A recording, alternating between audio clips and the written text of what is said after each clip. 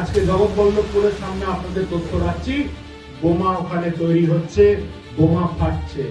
আমাদের পবিত্র গঙ্গা ঘাটগুলো বাঁধানো নেই, ঘাটে আবর্জনা স্তূপ, রাতের মধ্যে পুকুর সব ভরাট হয়ে যাচ্ছে।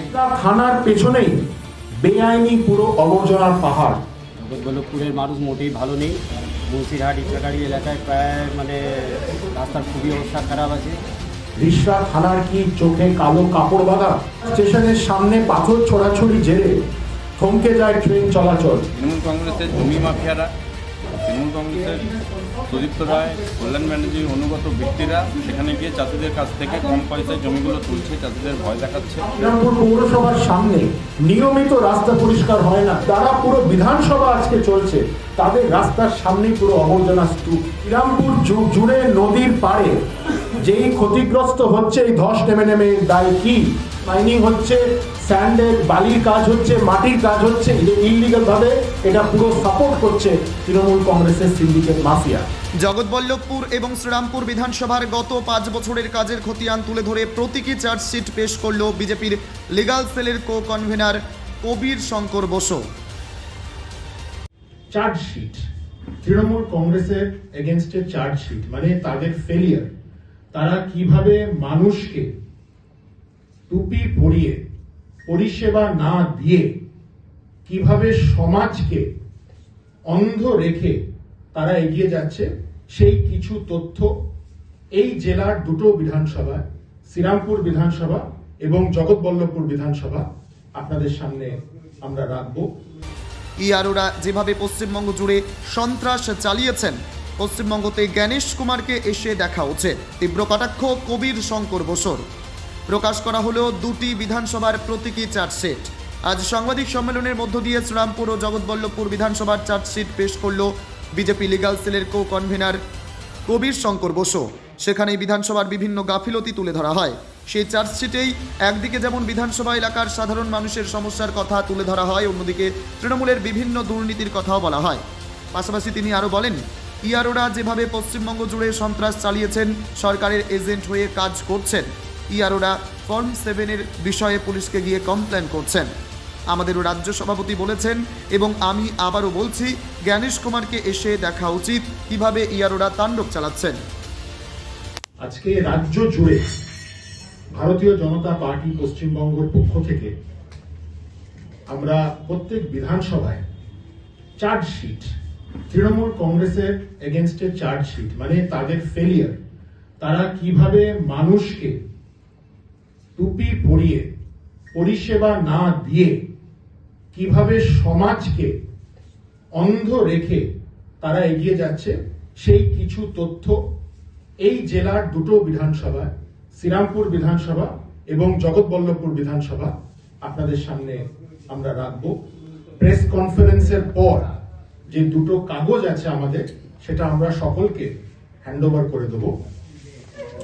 প্রথমে শ্রীরামপুর বিধানসভা। আপনারা জানেন যে শ্মশানকালী মা আছেন, শ্মশানকালীর পাশেই লাখটিয়া বিল্ডিং আছে। কিছুদিন আগে লোকসভা ভোটের সময় সেখানে ভাঙন ধরে, পাড়ে গঙ্গার পাড়ে ভাঙন ধরে এবং ধস নামে। অ্যালকভ, মাহেশ অ্যালকভের পাশেই ইট খোলা, ওখানে যেভাবে মাটি কাটা হচ্ছে ওখানেও ধস নামছে। শ্রীরামপুর জুড়ে নদীর পাড়ে যেই ক্ষতিগ্রস্ত হচ্ছে এই ধস নেমে নেমে, এর দায় কি?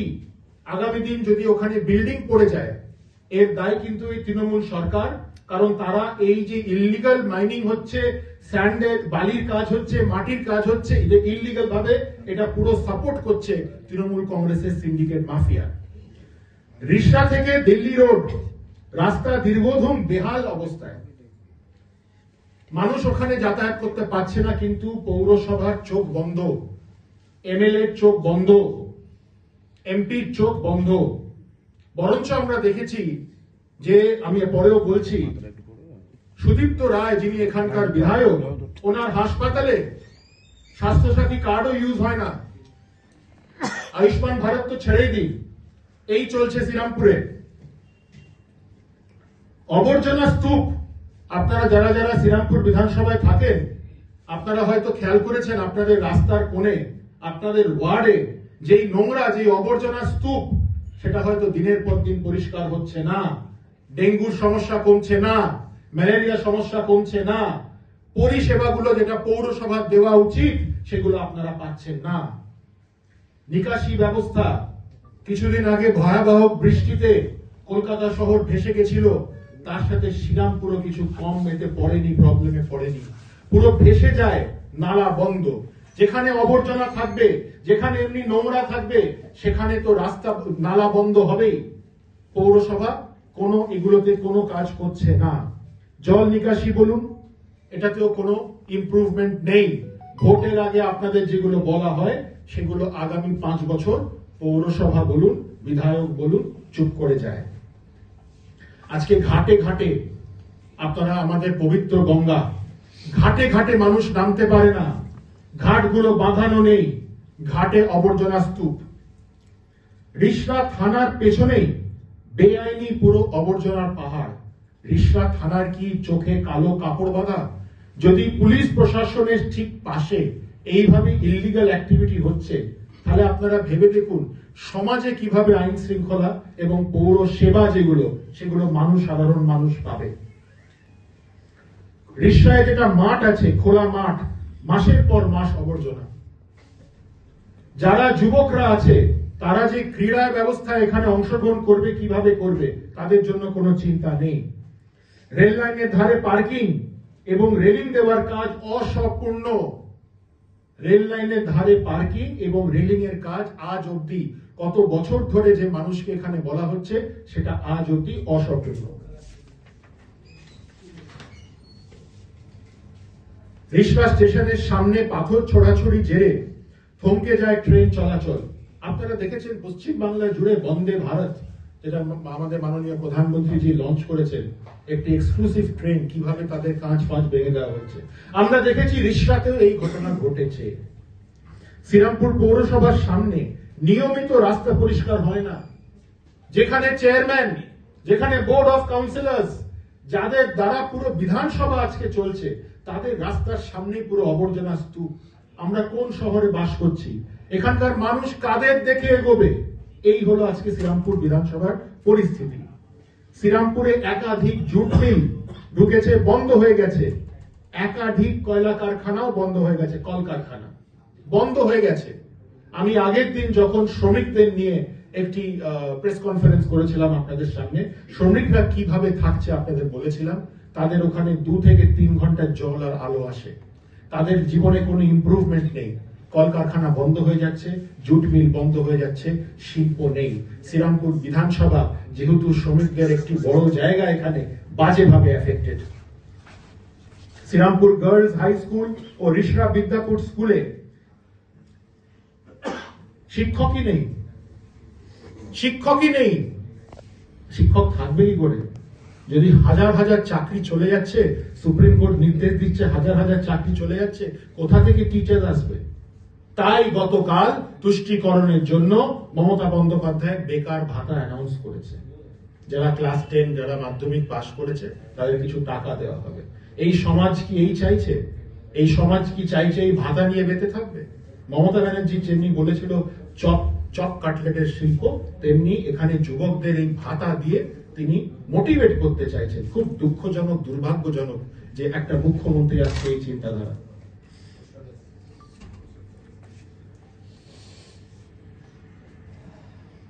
এমএসসি যে দুর্নীতি, অবৈধভাবে চাকরি, তৃণমূলের পঞ্চায়েত সদস্য, জেলা পরিষদ সদস্য টুম্পা মেটে, এরা এখানেও এইভাবে জড়িয়ে আছে। পুকুরের মাছ চাষ নিয়ে এখানে ব্যবসায়ীদের একটা সিন্ডিকেট চলছে। আমরা জানি শ্রীরামপুর বিধানসভায় রাজ্যধরপুরের দিকে, বাঙিহাটির দিকে, গ্রামীণ চত্বর যেটা, ওখানে এমনি ভরা জমিটের একটা সিন্ডিকেট চলছে, ওখানে এমনি মাছ চাষের একটা সিন্ডিকেট চলছে।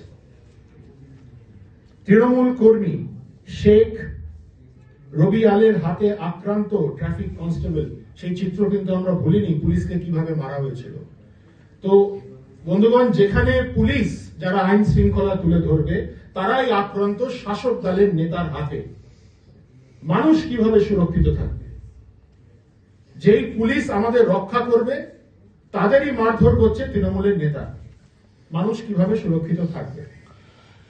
প্রথমেই বলেছিলাম, আবার এই পয়েন্টে আমি শেষ করছি, তৃণমূল বিধায়ক সুদত্ত রায়ের নার্সিং হোমে স্বাস্থ্যসাথীর পরিষেবা নেই। মোটা টাকা খরচ করে ওখানে চিকিৎসা করতে হয়। তারা কি মানুষের চোখে ঝুল দিচ্ছে? এই হলো শ্রীরামপুরের পরিস্থিতি। এই ছাড়াও অনেক পরিস্থিতি আছে। আমি আরেকটা বিষয় আপনাদের সামনে জুড়ে দিচ্ছি। শ্রীরামপুর পৌরসভার অন্তর্গত 30টা বিল্ডারের বিরুদ্ধে আমরা একটা মামলা করেছি। আমি নিজে করেছি একটা মামলা মহামান্য কলকাতা হাইকোর্টে। বেআইনি বিল্ডিং প্ল্যান স্যাংশন হচ্ছে। পৌরসভা যেভাবে বিল্ডিং প্ল্যান স্যাংশন করছে সেগুলো বেআইনি। মহামান্য কলকাতা হাইকোর্টে সেই শুনানি চলছে এবং আগামী দিন তার কি রেজাল্ট হয় সেটা আমরা দেখব। শ্রীরামপুর জুড়ে অরাজকতা, নোংরামি, দুর্নীতি এগুলো চলছে সরকারের পক্ষ থেকে, এবং যে পরিষেবা পৌর সেবাগুলো যেগুলো আপনাদের পাওয়া উচিত, মানুষকে পাওয়া উচিত, সেগুলো মানুষ পাচ্ছে না। আগামী দিন মানুষ যাতে বিচার করে যে তারা কাদের এখানে ক্ষমতা দিচ্ছে, কারণ তারা যেগুলো প্রাপ্ত সেগুলো তারা পাচ্ছে না। তো বন্ধুগণ, এটা ছিল আমাদের শ্রীরামপুর বিধানসভার চার্জশিট। এটা আগে হাওড়ার জেলায় ছিল, কিন্তু ওটা এখন আমাদের শ্রীরামপুর জেলার সাথে জুড়েছে। জগৎবল্লভপুর বিধানসভা।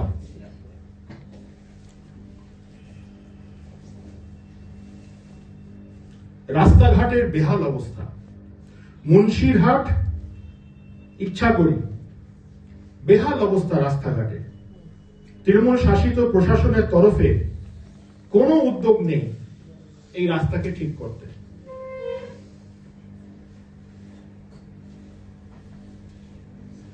জগৎবল্লভপুরে যেই মিড ডে মিলের বিষয়গুলো আছে, সেখানে স্কুলে কিছু ঘটনা ঘটেছে। শিশু বাচ্চাদেরও প্রতি কোনো দয়া মায়া নেই এই সরকারের। তৃণমূল বিধায়ক সীতানাথ ঘোষের দীর্ঘদিনের নিষ্ক্রিয়তার জন্য বড়গাছিয়া সরস্বতী খালের উপর ওভারব্রিজ 2021 সাল থেকে আজও অসম্পূর্ণ। বিধায়ক ওখানে নিষ্ক্রিয়, কোনো ওভারব্রিজে কাজ হয়নি। 2021 সাল থেকে এই আন্দোলন চলছে, কিন্তু কোনো কাজ হয়নি। তৃণমূল গ্রাম পঞ্চায়েতের প্রধান পূজা হাজরার বিরুদ্ধে উঠেছে বড়গাছিয়া 1 এলাকায় বাড়ি তৈরিতে সরকারি সাহায্যের জন্য উপভোক্তার কাছ থেকে 30% কাটমানি নেওয়া। অ্যালিগেশন উঠেছে তৃণমূলের গ্রাম পঞ্চায়েতের প্রধান পূজা হাজরা, তার বিরুদ্ধে অ্যালিগেশন উঠেছে যে 30% কাটমানি ওখানে দেওয়া হচ্ছে। জগৎবল্লভপুর জুড়ে চলছে প্রবল অরাজকতা। শাসক দলের প্রশ্রয় এলাকায় নিত্য সংঘর্ষ, বোমাবাজি। পশ্চিম বাংলায় বুমিং হচ্ছে বোমা কারখানা। ব্যারাকপুর, ভাটপাড়া, আপনারা এগুলো বারংবার শোনে। ওদিকে দত্তপুকুর। আজকে জগৎবল্লভপুরের সামনে আপনাদের তথ্য রাখছি, বোমা ওখানে তৈরি হচ্ছে, বোমা ফাটছে। তৃণমূল কংগ্রেস চায় যে দুষ্কৃতীরা এইভাবে বোমা বানিয়ে গুলি দিয়ে এখানে ক্ষমতায় থাকবে। প্রত্যেক বিধানসভায় এই ইললিগাল সিন্ডিকেট তৃণমূলের দ্বারা ওখানে ব্লুম করছে।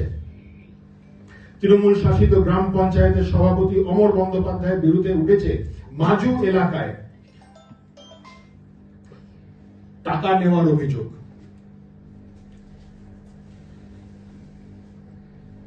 উত্তর মন্তসপুর খানপাড়া এলাকায় একটি মাত্র পানীয় জলের টিউবওয়েল দীর্ঘদিন। আপনি ভেবে দেখুন, একটি এলাকায়, বড় এলাকায় একটি টিউবওয়েল। লোকসভা ভোটের সময় যখন ওখানে প্রচারে ছিলাম, বাড়ি বাড়ি গিয়ে বলতো ওখানে জল নেই, জল নিকাশির প্রবলেম, পানীয় জলের প্রবলেম। কোনো সলিউশন হয়নি, কোনো সলিউশন হয়নি।